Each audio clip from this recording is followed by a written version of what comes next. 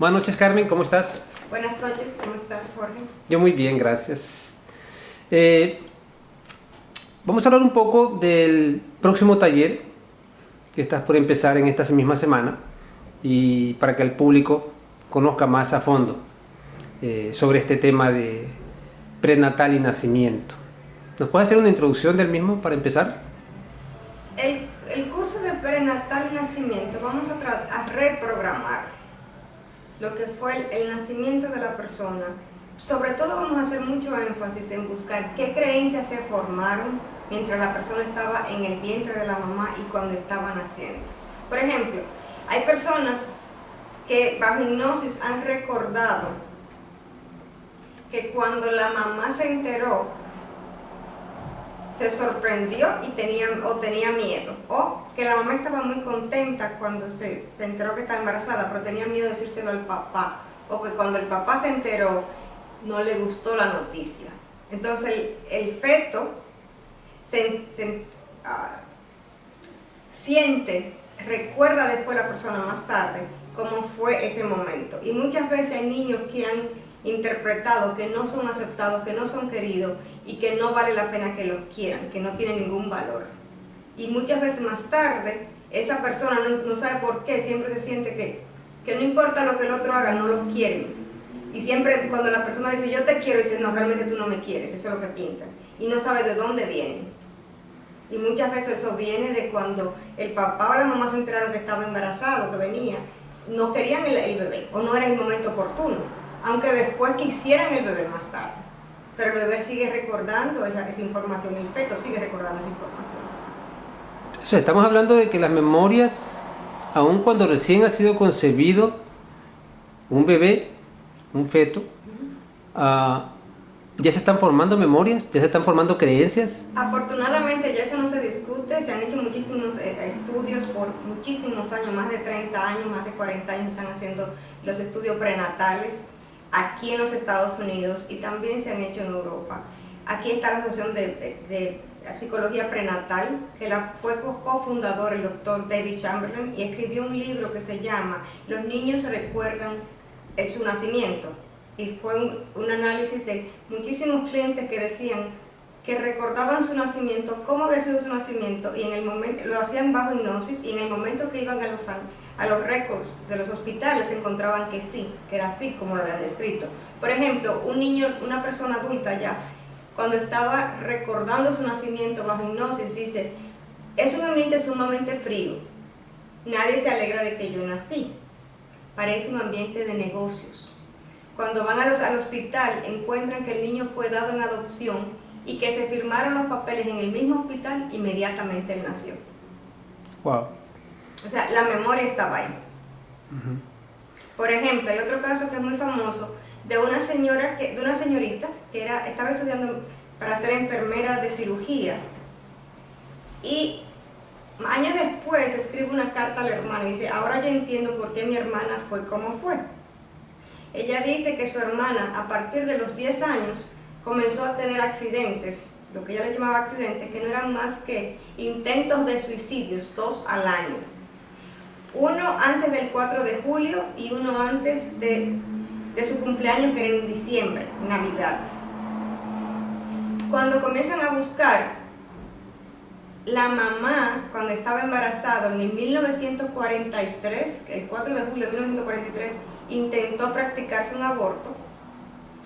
El papá de la niña, que realmente era un amante, era médico y le hizo el intento de aborto. La señora abortó uno porque eran mellizos y la otra siguió en el embarazo y la tuvo, la segunda bebé. ¿Qué pasa? La niña, justo antes de julio 4, que fue cuando se hizo el intento de aborto, siempre intentó morir, suicidarse por muchos años y antes de su cumpleaños. Finalmente lo intentó y ella la interna y estando en el hospital logró suicidarse, inyectándose unos líquidos y curario. Wow, interesantísimo. Pero para que quede claro, se forman memorias aun cuando uno es un feto recién concebido, ¿verdad? Y obviamente durante el resto del embarazo. pero uno no tiene idea de esas memorias. Es decir, que pueden resultar comportamientos que uno no sabe que se originaron durante el embarazo o en la misma gestación. De eso estamos hablando. Sí, muchas memorias se forman inclusive a nivel físico. ¿Cómo es eso? Por ejemplo, una señora que está con muchísimo estrés durante el embarazo, con muchísima ansiedad, todos los químicos que ella produce, el bebé lo consume a través del cordón umbilical. Uh-huh. Más tarde, hay bebés que dicen, yo no sé por qué, pero yo siempre me siento ansioso. No tienen la memoria consciente, pero sí la tienen subconscientemente y la tienen corporalmente. Igualmente que hay niños que han tenido problemas al nacer y que en el canal se quedan estancados y sienten años más tarde que tienen miedo a los lugares pequeños, sienten claustrofóbicos. ¿De dónde viene? El cuerpo sí recuerda que yo estuve en un lugar sumamente pequeño y con mucha presión y yo me sentía ansioso, sentía que me iba a morir. Y cuando esa persona cuando es grande, está en esos lugares pequeños, el cuerpo vuelve a recordar y dispara todos los químicos que produjo en ese momento. Y la sensación de que no es seguro estar aquí. En tu práctica privada, ¿tienes algún ejemplo de alguien que hayas encontrado que el problema que está pasando la persona ahora de adulta se originó en el embarazo o en el nacimiento? Oh, sí, hay muchísimos casos. Por ejemplo, en este momento me llega a la mente de una señora que dice que ella no entendía por qué ella se ponía sumamente contenta cuando llegaba el invierno en este país y no el verano, que era totalmente lo contrario, y que ella siempre le gustó salir de noche y de ella no salía. Cuando comenzamos a trabajar y a hacer análisis, su mamá, por condiciones que no vamos a mencionar en estos momentos, no se sentía segura cuando estaba embarazada salir de día y que la vieran que estaba embarazada, porque tenía miedo de otras cosas. Okay. Pero salía de noche porque la gente no podía ver que ella estaba embarazada. Uh-huh. Esta niña, que después se convierte en una adulta, se siente que está libre, que puede salir y que disfruta y que se siente muy contenta de noche. Y de día, por lo contrario, no se siente segura cuando sale. También hay personas que lamentablemente, mientras han estado en el vientre de su mamá, han visto o han sido testigos de violencia doméstica. Y más tarde... Ya vamos a ir a la violencia doméstica, porque creo que ese es un tema importantísimo. Uh-huh. Y lamentablemente en estos momentos de amplia proyección, desgraciadamente. Antes quiero, para que siga quedando lo más claro posible este tema, obviamente, cuando hablamos de memorias que se forman en ese tiempo de gestación, de embarazo, de nacimiento, no solamente se quedan las memorias negativas, las creencias que pudieron afectar negativamente al feto, también están las positivas. Se quedan las creencias positivas. Por ejemplo, hay bebés que son muy bien recibidos y se siente que lo apoyan y que son bienvenidos y que los padres los quieren y tienen un ambiente positivo, o les leen o les cantan o les ponen música, y después que nacen se han hecho muchísimos estudios que, por ejemplo, el bebé reconoce la voz de la mamá y la busca con la cara. La del papá se ha estado cerca, inclusive la de los hermanitos se han estado muy cerca de la barriga de la mamá y le hablan, porque hay personas que se ocupan de que sus hijos se familiaricen con el feto, los niños que ya han nacido, con el feto que viene, con el bebé que viene. También se le ha puesto música y reconocen las músicas y las prefieren a otras músicas. Okay. Esto me recuerda a que me comentaste en algún momento, porque parte del carácter ya viene antes de nacer. Una gran parte. Uno ¿verdad? Aprende muchísimas fórmulas de sobrevivir en el vientre. De la bebé que quería que le hagan caso, ¿cómo fue eso? Y estando todavía en el vientre de la madre. La mamá estaba muy en ella y en que ella estaba preocupada porque estaba aumentando de peso y que el esposo no le iba a hacer caso y realmente no le ponía atención a la bebé. Que estaba en el vientre. El feto. Okay. Y estaba cruzando la calle y ella dijo, tú me vas a poner atención, y le dio una patada bien fuerte y la mamá se dobló. Y después, recordando bajo hipnosis, la señora recuerda, la bebé que ya es un adulto, que ella le dio una patada a la mamá y que la mamá inclusive se dobló del dolor. Pero le dio y se sentía culpable porque le decía, ponme atención que yo estoy aquí. Oh, o sea, el feto estaba pidiendo la atención a la mamá. Atención a la mamá. Ponme atención que yo estoy aquí. Increíble. Interesantísimo. Creo que es un tema que hay que hablar demasiado porque la gente realmente no estamos conscientes de que lo que nos está sucediendo ya de adultos se pudo haber originado en la gestación o en el embarazo o en el mismo nacimiento. Ahora sí, entrando en el tema de traumas, más aún cuando sé que es en donde te has especializado y cada vez profundizas más tus conocimientos, es lo que más te apasiona, el tema de traumas. ¿Traumas pueden venir desde allí? Ahora sí, por ejemplo, en el caso de la violencia doméstica. Oh, por supuesto, yo recuerdo estando especializándome en Chicago en traumas, que uno de mis profesores estaba haciendo una demostración con uno de los participantes, una de mis compañeras, y él estaba haciendo lo que se llama resolución de memorias holográficas, y cuando está trabajando con ella y permite que el cuerpo busque dónde está el trauma, él hace esto así y dice: ¿tú estuviste cerca o presenciaste golpes? Y ella, bajo hipnosis, dice ella: oh sí, cuando mi mamá estaba embarazada, mi papá le cayó a patadas. Wow. O sea, el golpe no llegó hasta donde ella, pero llegó cerca. Y yo recuerdo que Brent sentía, pero dice: yo si me acerco la mano no siento que el golpe está acá, pero si la alejo como 4 centímetros siento el golpe. Y ella dice: sí, mi mamá cuando mi papá le cayó a patadas. También recuerdo otra persona que no se explicaba por qué ella no reaccionaba cuando su esposo era violento, sino que ella se frizaba totalmente, se paralizaba. Cuando comenzamos a trabajar, esta persona, cuando su mamá estaba embarazada de ella, su papá le cayó a patadas y tuvo que ir al hospital la mamá y ponerle hielo para que el bebé no naciera. Prematuramente. O sea, ella después de grande no se explica, la bebé que crece, porque es que cuando el esposo es violento, ella no hace nada, sino que se paraliza, no puede hacer nada. Claro. Cuando comenzamos a buscar el origen de esto, es que cuando esa señora, que era un bebé y estaba en el vientre de la mamá, el papá le cayó a patadas a la mamá, y para evitar que la bebé naciera prematura, la llevaron al hospital y le ponen hielo a la señora. Increíble. Cuando hablamos de violencia doméstica, especialmente en casos con mujeres embarazadas, obviamente no estamos hablando de que necesariamente hayan golpes. Puede ser violencia verbal, amenazas, o simple y sencillamente el hecho de que la mujer sienta miedo.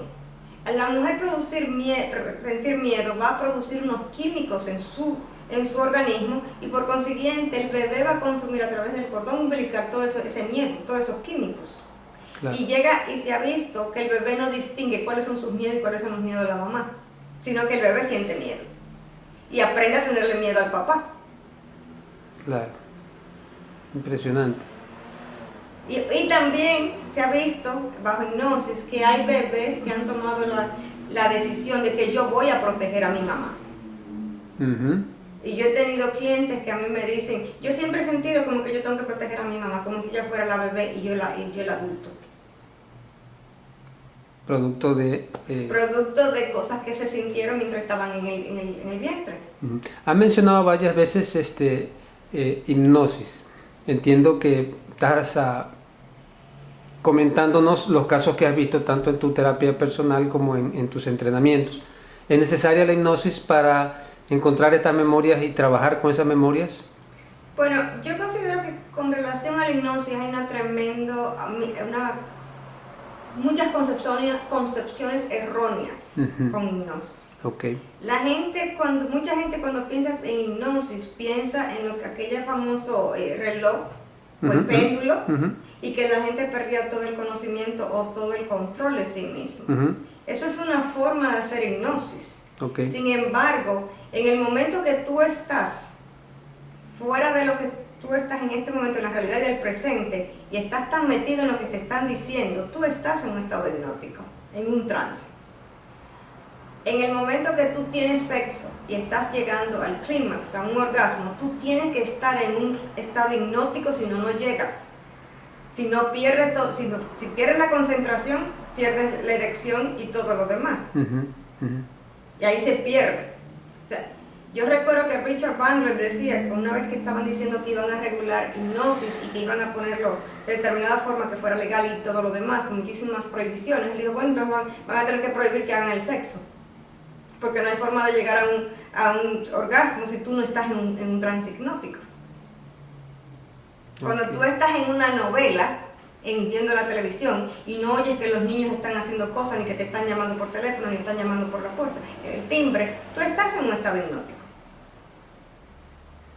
O cuando estás en un libro y no sientes lo que está pasando en un tren, tú estás en un estado hipnótico. Eso es lo que iba a decir, muchas veces uno va en el tren y hasta se pasa de la parada porque está tan concentrado en el libro que... Exacto, tú lo llamas concentración, hay otros que lo llaman en un trance hipnótico.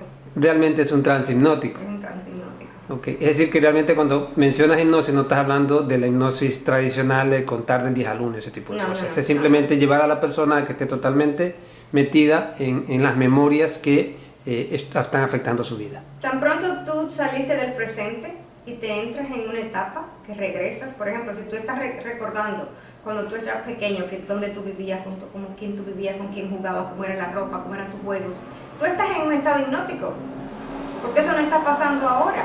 Tú estás saliéndote de la realidad, saliéndote del presente y yéndote a las memorias. Eso es un estado hipnótico. Lo que pasa es que la gran mayoría de gente no entiende eso. Al igualmente, cuando tú crees que no puedes hacer una cosa, tú estás en un estado hipnótico. Cuando tú te convences que tú no puedes hablar inglés. ¿Por qué tú no puedes hablar inglés? Si ya tú hablas un idioma. Tú tienes todas las habilidades para hablar un idioma. Si algo se ha comprobado es que puedes hablar un idioma. Y un segundo idioma lo vas a poder hablar. Pero te has autoconvencido y estás bajo un estado hipnótico de que no lo puedes hablar. Y ni siquiera te cuestionas cuál es la lógica de eso.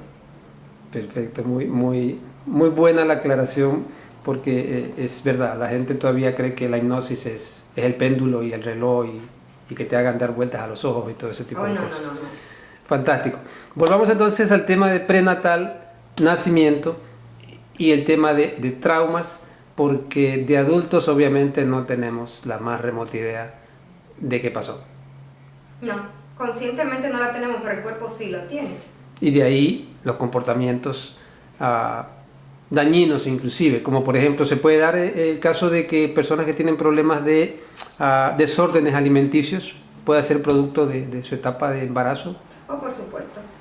¿Qué tal fue el embarazo de la mamá? ¿Qué tanta seguridad había?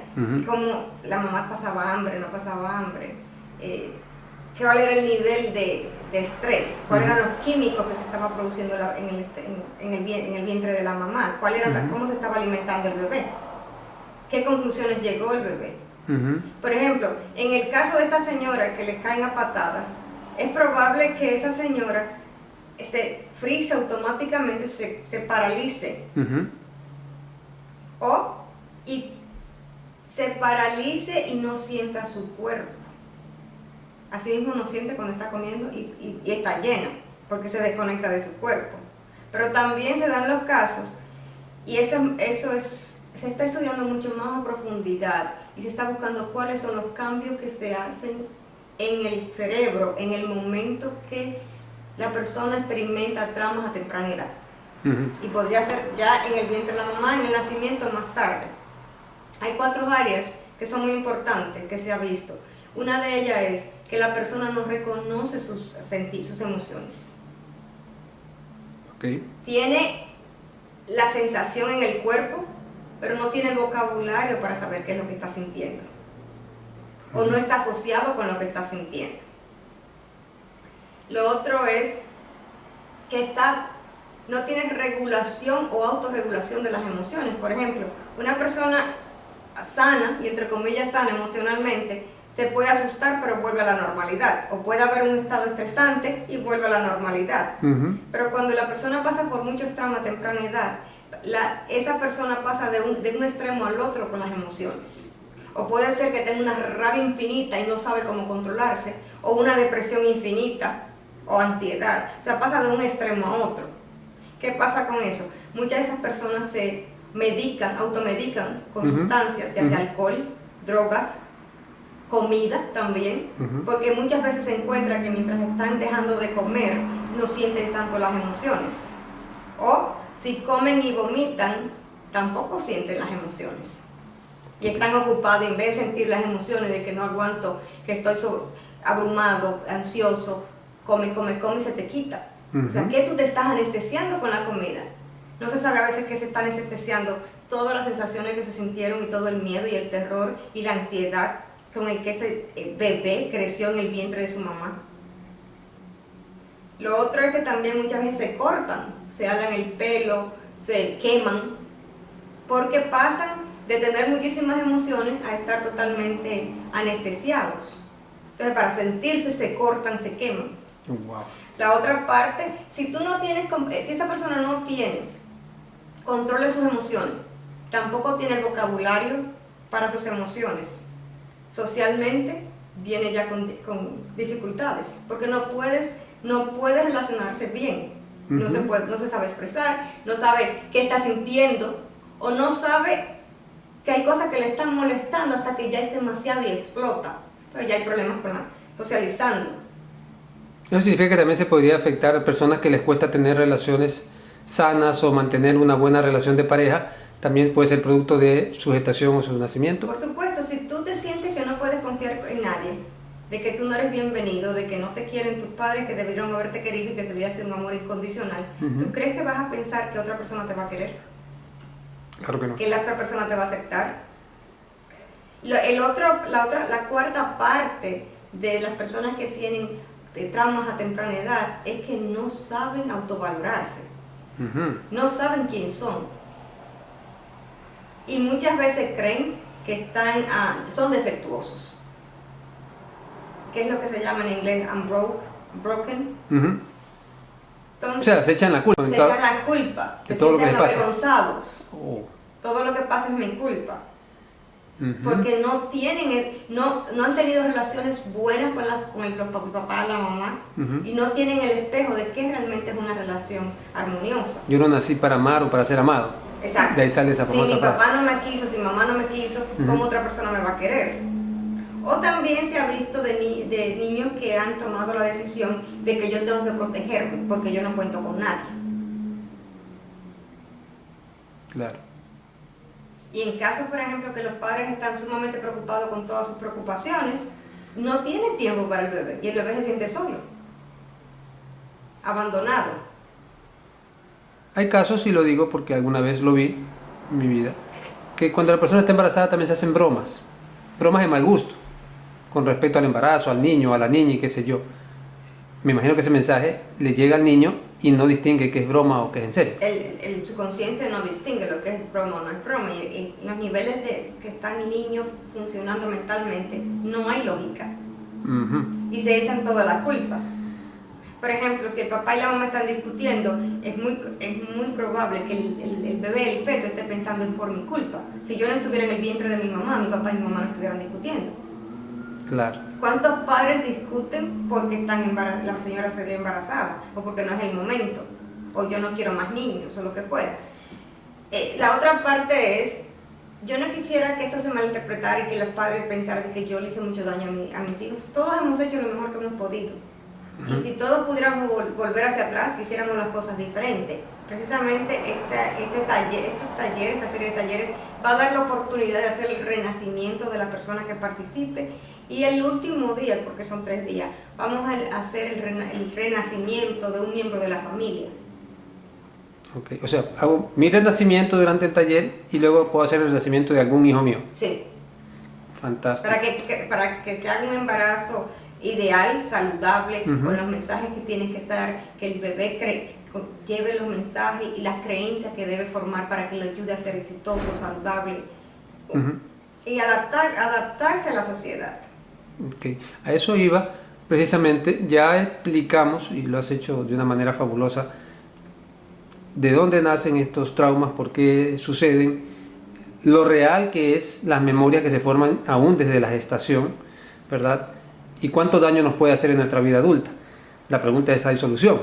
Sí, hay soluciones, por supuesto que sí. En el momento que se hace la reprogramación del embarazo y la reprogramación del nacimiento, se va y se le explica al bebé, primero que sobreviviste, que no hay peligro ya, y segundo, que puede interpretar los mensajes desde otro punto de vista, que no era que no te querían, era que la situación, por ejemplo, económica era muy difícil en ese momento y que tenían miedo de que no iban a poder tener los suficientes recursos para que ese niño pudiera crecer. Okay. Y ya cuando el niño, el feto, ve y oye otra explicación, comienza a hacer otras memorias, a formar otras memorias. Se ha comprobado que tú puedes volver y hacer otras memorias de lo que pasó, y el cerebro entonces lo que hace es que la reemplaza. Es lo que te iba a decir, cualquier persona que está escuchando eso, si ya el feto, yo dejé de ser feto hace 40, 30, 20, 50, 60 años atrás, ¿cómo puedo cambiar eso? Bueno, yo creo que uno de los mejores ejemplos estaría cuando la persona recuerda cuando fue pequeño, 4, 5, 7, 8 años, que recuerda que algo pasó. Cuando lo recuerda, no se recuerda con el cuerpo de adulto. Es verdad. Cuando lo revive, no lo revive con el cuerpo de adulto. Lo revive como si estuviera ese niño de 5, 7 u 8 años que le pasó. Y es lo que dice Matthew Print, que nosotros dejamos muchísimas memorias y los dejamos como si fueran moldes. Y que si tú vuelves y le explicas a esos moldes qué fue lo que pasó y hace cambios y buscas cuál es la solución, tú sacas de esa situación esas memorias. ¿Por qué? Porque recuérdate que la famosa teoría de T-1 es que un milisegundo antes de que el trauma pasara, y podría ser un trauma en el vientre de la mamá, como un trauma después, ayer por ejemplo, uno se frisa y se graba la memoria, y se graban las memorias totalmente incongruentes y no como una historia. Y más tarde tú puedes, cualquier símbolo, cualquier cosa puede disparar esa memoria. Por ejemplo, un accidente en un carro, ya sea el carro de ese mismo color, que pegó el frenazo, un frenazo, que esté lloviendo, si estaba lloviendo, el olor a gasolina, te va a recordar el accidente. Y por cualquiera de esos símbolos tú llegas al accidente. Igual podría pasar con una memoria que tú tengas en el vientre. Y cuando tú cambias y le dices, mira, tú te salvaste, estamos bien, el accidente pasó, tú sigues con tu vida, ya no tienes que revivir una y otra vez el accidente como si estuviera pasando aquí y ahora. Tú haces un reemplazo de memoria de que yo estoy bien. Porque en ese momento que la persona se frisa, no llegó la información al subconsciente que el peligro pasó. Y lo que hacemos es pasar la información al subconsciente, el peligro pasó. Ya no hay que seguirnos protegiendo, recordando estas memorias. Okay.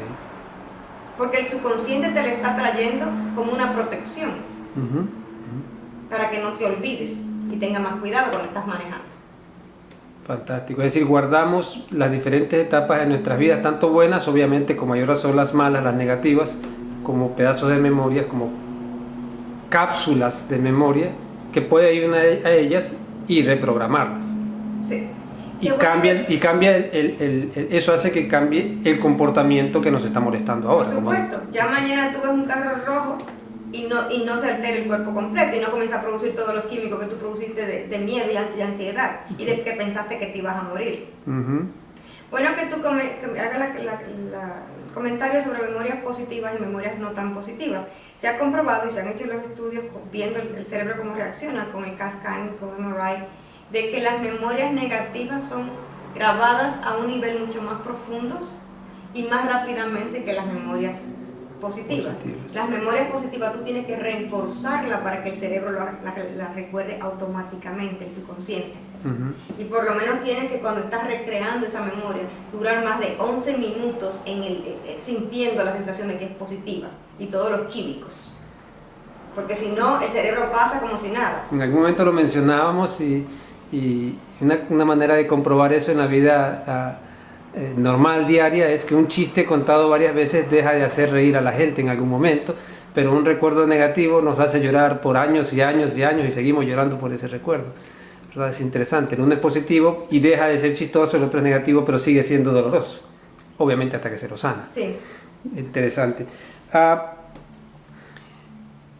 En estos talleres, una de las cualidades más importantes que conocemos de ti como terapeuta, tanto a nivel privado como a nivel de talleres, es la combinación de metodología que tú manejas. ¿Cómo logras combinar tantas metodologías y muchas de ellas que la mayoría del público no conoce, pero ¿cómo logras tú combinar, a pesar de que tengo ya más de 1 año y medio, sigo mirando esa facilidad con la que, ¿qué es lo que hace que tú sepas en qué momento trabajar con una metodología y en qué momento cambiar a otra?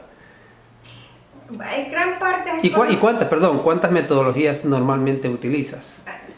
Yo creo que el éxito está en que, primero, los conocimientos. Yo tengo muchos años invirtiendo bastante dinero y tiempo en entrenamientos. Procuro buscar lo mejor de lo mejor que esté en el mercado siempre, aunque tenga que viajar a otros estados o a otros países, o cuando vienen personas de otros, por ejemplo, cuando vienen personas que yo conozco que son excelentes de Inglaterra o de Australia, yo siempre estoy buscando cuál es el horario de ellos, cuál es la agenda, cuándo vienen y dónde van a estar, y voy a las conferencias.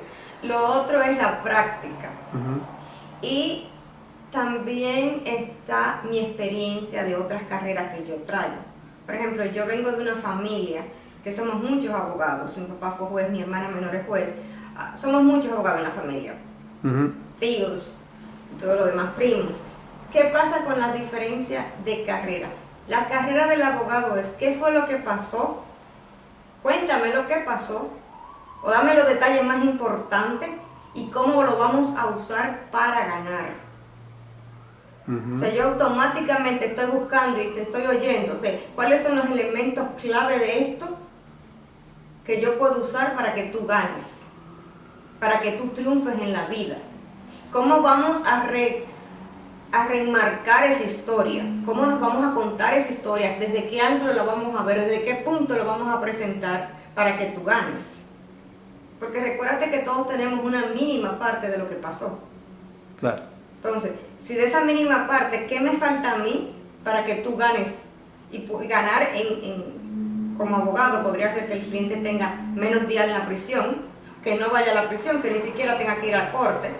Y si es a nivel monetario que no tenga que pagar, o que tenga que pagar muy poco, por ejemplo. O que le paguen a él por daños y perjuicios. O sea, son diferentes formas de ganar. Igualmente, cuando yo estoy oyendo a una persona que tiene una dificultad, un problema, lo primero es que lo que la persona está recordando no es todo lo que pasó.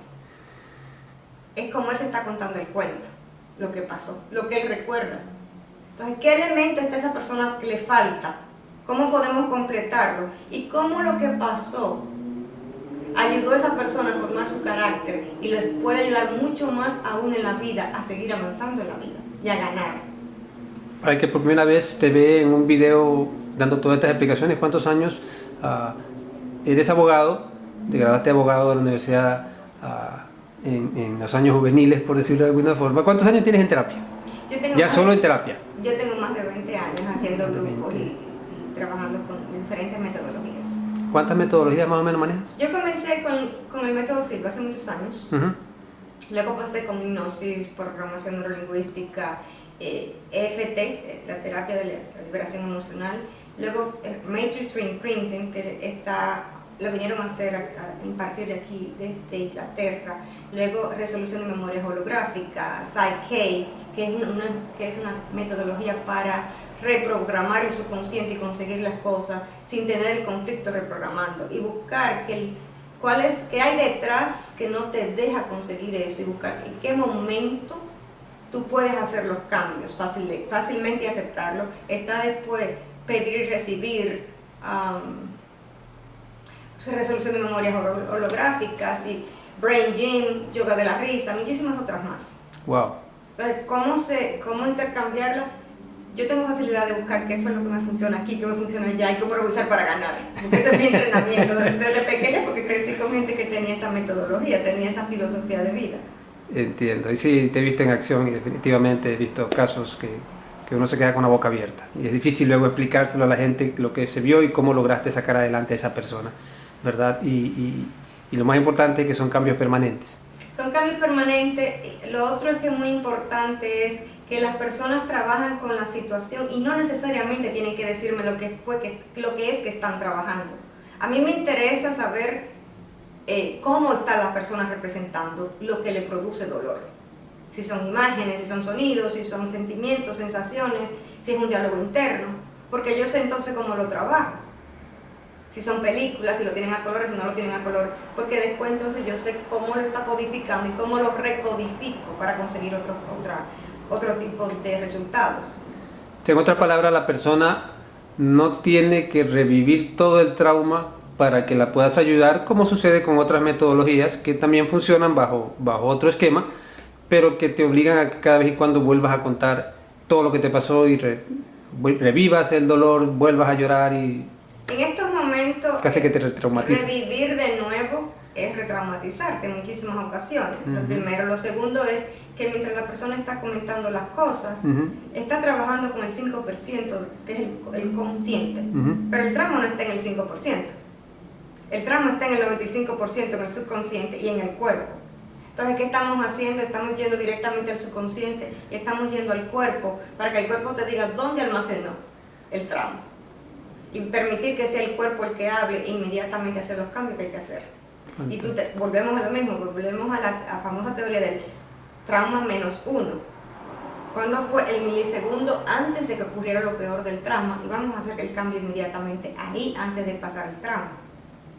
Y eso se da también en los trabajos de grupo. Mucha gente quizás no va, y algunos me han dicho, porque dicen, bueno, lo que me pasó a mí me da vergüenza contarlo. Y en un grupo, pues obviamente da más vergüenza contarlo. Es decir, de lo que estamos hablando en este momento es que la persona no necesita contarlo. No necesita contarlo. Por ejemplo, si está trabajando con los veteranos de guerra, y muchísimos de los veteranos de guerra no pueden comentar lo que les pasó.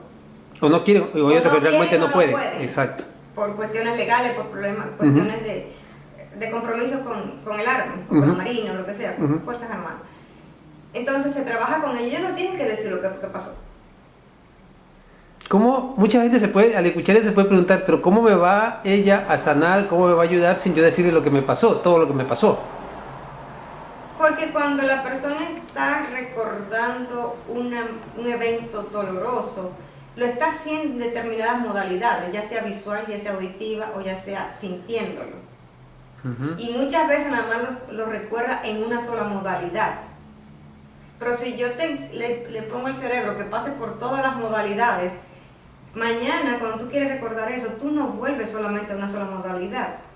Entonces tú ves lo que pasó de otro punto de vista y comienzas también a generar otro tipo de químicos. Por ejemplo, en Harvard se han hecho los estudios de que la EFT, el tapeo, ayuda con la amígdala, que es una parte del cerebro que es como si fuera una alarma. Y si esa parte se tranquiliza, da el mensaje de que ya no hay peligro. Al no haber, ya el cerebro sentir que no hay peligro, no solamente tú estás trabajando con la parte automática, tú ahora comienzas a trabajar con la parte pensante y puedes analizar lo que está pasando. Pero el que esté en un trance, el que esté reviviendo un trauma, no tiene la facilidad de tener acceso completo a su parte pensante o analizar. Es por eso que estas metodologías, en donde la persona no necesita revivir su trauma, nos permite ir al feto, al momento de gestación, la vida de embarazo, inclusive el nacimiento, y cambiar esas memorias, porque así quisiera contarlo, no lo puedes contar porque no lo recuerdas. Exacto, hay cosas que tú no vas a recordar con todo, pero sí el cuerpo lo recuerda. Exactamente. Y en el momento que se hace la reprogramación del nacimiento en condiciones ideales, tú le estás creando nuevas memorias al cuerpo. Por ejemplo, y hay gente que dice, sí, pero eso no es verdad, ¿cómo el cuerpo se va a creer que lo que está pasando? Muy simple. Imagínate que tú estás en un edificio, entrando a un edificio, y que tomas un elevador y subes al último piso, 50º piso, piso número 50, y que tomas la escalera, la última, y subes a la azotea, y que te acercas al borde, y que te paras encima del borde porque no hay nada que te lo prohíba, y una parte de tus pies están afuera, que sacas de tu bolsillo una moneda y la dejas caer y mira cómo va cayendo y te imaginas cómo suena hacia abajo. Muchos me imagino que tienen la ansiedad de estar allá arriba. Claro. ¿Y qué fue lo que hicimos? Pues simple y sencillamente llevarlo. Ustedes siguieron la conversación y hasta cierto punto estaban en una meditación guiada o en un trance, si pudieron sentir la moneda caer. Y se sintió el vacío en el estómago. El vacío en el estómago. Igual que si ponemos, por ejemplo, un limón verde, con la piel suave, verde, bien verde, y con un cuchillo filoso tú lo cortas, y van saliendo las gotitas. Mucha gente está sintiendo la saliva diferente. Claro. Y hay otros que se mueven porque es muy agrio el limón. Entonces, si el cuerpo produjo los químicos que habían que producir, así mismo cuando se está haciendo la reprogramación del nacimiento, se comienzan a hacer memorias en el cerebro y en el cuerpo. Se comienza a hacer nuevas reprogramaciones y recodificaciones. Yo creo que te voy a comprometer a una segunda parte porque esta información está muy interesante, pero muy interesante, y obviamente hay mucho que cubrir y nos queda mucho tiempo. Quiero hacerte una última pregunta. Si una persona hace la reprogramación de su nacimiento, porque durante el previo a la reprogramación se encuentran memorias duras, difíciles, negativas, por cualquier razón, durante el embarazo suyo, ¿a quién afecta positivamente? ¿Solo a la persona? No hay nada que solamente afecta a una persona. O sea, si tú cambias, tú vas a afectar a tu medio ambiente, las personas con las que tú te rodeas, inclusive las personas con las que tú tuviste contacto. Si, por ejemplo, la mamá o el papá ya murieron y tú tenías un recuerdo desagradable con esa persona, en el momento que tú comienzas a ver tu nacimiento de otro punto de vista, las condiciones que los rodeaban a ellos, tú vas a recordarlos diferente a ellos. La memoria que tú vas a tener con esas personas que ya murieron es diferente. Lo que tenemos de las personas que murieron es un recuerdo. Claro. Y nosotros nos encargamos de mantener vivo ese recuerdo positivo o negativo. O neutral o indiferente. Igualmente, si tú estás de mejor humor, si tú te sientes que tú te mereces lo mejor del mundo, que te quieren, que tú te mereces amor, tú vas a aceptar amor. Tú vas a buscar gente que te proporcione amor y tú vas a ser más libre para expresar amor y a tus hijos, a la gente que trabaja contigo. Tú vas a cambiar y va a cambiar por consiguiente el medio ambiente tuyo. Pero una de las participantes del curso anterior lo hizo su nacimiento y luego hizo el nacimiento de su hija. Y dice que, y está en uno de los videos en el website, que la relación de ella con su hija cambió en cantidad. No solamente cambió, sino que su hija está embarazada en estos momentos. Y el embarazo de su hija cambió también, porque la hija comenzó a aceptar su embarazo. Y anteriormente esta persona que tomó el curso decía que la hija estaba de mal humor, que no aceptaba. El proceso a veces normal de un embarazo. Y que ahora la hija está que acepta el bebé, que está control. Ha cambiado muchísimo y la relación entre la mamá y la hija. Imagínate cómo te está beneficiando la nieta que viene. Claro. O sea, se hizo el trabajo la mamá, se benefició la hija que no vino a tomar el curso y se está beneficiando la nieta que va a nacer. Es decir, que lo más recomendable para cualquier tipo de situación emocional o hasta física por la que esté pasando una persona adulta es ir a averiguar cómo fue. Podría averiguar. Su embarazo. Podría averiguar cómo fue. Buscar que deje que el cuerpo te diga dónde fue el origen de. Y estos talleres ayudan a eso. Estos talleres ayudan definitivamente a eso, a buscar cuál fue el origen, pero sobre todo no solamente a buscarlo, porque mucha gente tiene mucha información de por qué están donde están, pero no saben de dónde están. Entonces, ¿para qué te sirve la información si vas a quedarte estancado? Claro. Hay mucha gente que se ha pasado años enteros buscando qué es lo que le pasó, por qué le pasó, para quedarse como víctimas, pero no para sanarse y comenzar a culpar a una gente, me pasó por esto. Y no se recuerden que todos hemos hecho lo mejor que podemos, que no damos otras cosas porque no tenemos otras cosas. Si los padres de nosotros no recibieron amor de la forma que nosotros quisieran que nos lo dieran, no nos los va a dar así, a menos que no aprenda a recibir y a dar amor. ¿Te comprometes para una segunda parte de esta entrevista? Por supuesto que sí. Ok. Entonces para la segunda parte. Muchísimas gracias, Carmen. Que tengas buena noche. A la orden, gracias igualmente. Buenas noches.